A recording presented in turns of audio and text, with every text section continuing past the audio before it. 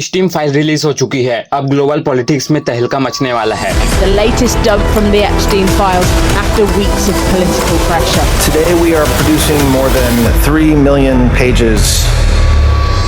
Donald Trump ने एक 13 साल की बच्ची को प्रेग्नेंट किया था और अपने फैमिली के साथ मिलकर माइनर का रेप कर रहे थे। बिल गेट्स को रशियन लड़की के कारण एसटीडी हो गया था। इलॉन मस्क जो स्टीम फाइल रिलीज करने के बाद कर रहे थे, आज वो खुद उसमें आ गए हैं एंड शायद ये सब मिलकर एस्टीम आइलैंड में माइनर का मर्डर करते थे जस्ट फॉर फन। इस वीडियो को अपनी रिस्क पर देखें क्योंकि इसमें बहुत गंदी डिटेल दी है। एक विक्टिम ने बताया कि ट्रम्प स्टीम के साथ मिलकर कैलेंडर गर्ल्स नाम का एक पार्टी ऑर्गेनाइज करते थे, जहाँ वो अपनी पूरी फैमिली कुछ गेस्ट के साथ मिलकर माइनर्स के प्राइवेट पार्ट पर उंगली डालकर उनके साइज मेजर करते थे एंड उनकी टाइटनेस जज करते थे। एक दूसरी विक्टिम ने बताया कि जब वो 16 साल की थी तब उसे और उसकी दोस्त को एक ऑर्जी पार्टी में लाया गया जहां पर बिल क्लिंटन और ट्रम्प मौजूद थे। और फिर कुछ विक्टिम ने बताया कि बहुत से माइनर्स को ऑर्जी में यूज करने के बाद उनका मर्डर करके आइलैंड में ही गाड़ दिया जाता था। और इस रिलीज से सबसे शॉकिंग चीज ये पता चला कि ट्रम्प ने एक बार 13 साल की लड़की को प्रेग्नेंट किया और फिर उसके न्यू बॉर्न बेबी को उसके सामने ही मार दिया। ट्रम्प से रिलेटेड ऐसी और भी कई शॉकिंग डिटेल्स मौजूद है, पर सबसे ज्यादा शॉकिंग तो तब हुआ जब इलॉन मस्क, जो कुछ समय पहले ट्रम्प पे स्टीम फाइल का बम गिराने की बात कर रहे थे, आज उनका खुद का नाम इस फाइल में आ गया है, जहां पर वो स्टीम आइलैंड में वाइल्डेस्ट पार्टी की इंक्वायरी कर रहे थे। फाइल में ये भी पता चला है कि बिल गेट्स को रशियन गर्ल के कारण एसटीडी हो गया। वो स्टीम से अपनी पत्नी के लिए एसटीडी का क्योर मांगते हुए पकड़े गए और कह रहे थे कि उनकी वाइफ को बिना बताए मेडिसिन दिया जाए। अब समझ में आया कि बिल गेट्स की वाइफ ने डिवोर्स के बाद ये क्यों कहा था।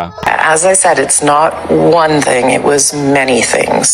But I did not like that he'd had meetings with Jeffrey Epstein, no. एक फीमेल विक्टिम ने बताया कि एप्स्टीन एंड यूएसए के एक्स प्रेसिडेंट बिल क्लिंटन ने एक याच पे उसका रेप किया था। फाइल में जोहरान मंदानी की मॉम का भी नाम सामने आया कि उन्होंने एप्स्टीन के साथ मिलकर एक पार्टी ऑर्गेनाइज की थी। कुछ विक्टिम ने ये भी बताया था कि ये लोग माइनर का रेप करने के बाद उन्हें खा जाते थे। अब बहुत लोग कह सकते हैं कि ये सब झूठ है, पर आपको समझना होगा कि ये सारी बयान अलग अलग समय में अलग अलग विक्टिम से लिया गया है, जो एक दूसरे को जानते भी हैं एंड सब मोस्टली सिमिलर बात बता रहे हैं। अब मुझे नहीं पता कि आगे क्या होगा, पर मैं श्योर हूँ कि इस चीजों को दबाने के लिए दुनिया में हड़कंप मचने वाला है। ट्रम्प ने ईरान पर बयानबाजी तेज कर दी है और फंडिंग की डेडलाइन पास होने के कारण आज यूएसए की गवर्नमेंट पार्शियली बैन हो गई है। ऐसे ही इंफॉर्मेशन पाने के लिए चैनल को सब्सक्राइब कर लो।